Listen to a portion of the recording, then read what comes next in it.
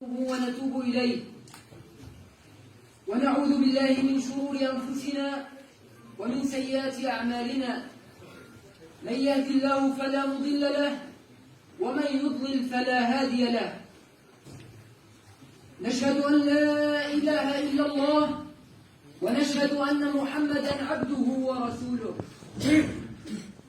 أما بعد فيا عباد الله اتقوا الله وأطيعوه إن الله مع الذين اتقوا والذين هم محسنون. أعوذ بالله من الشيطان الرجيم. بسم الله الرحمن الرحيم.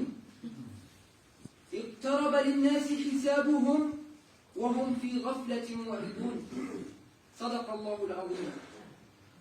وقال رسول الله صلى الله عليه وسلم: كن في الدنيا كأنك غريب أو عابر سبيل.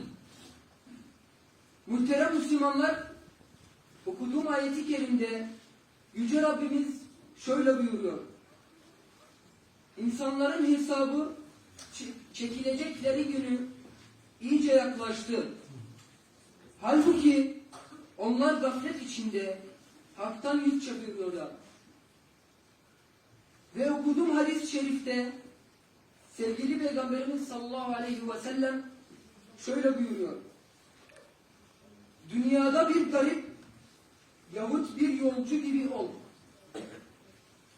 Aziz müminler, hayat akıp giden su gibidir.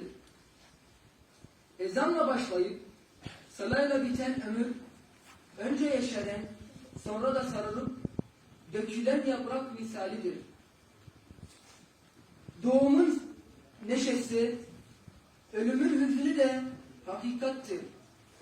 Ve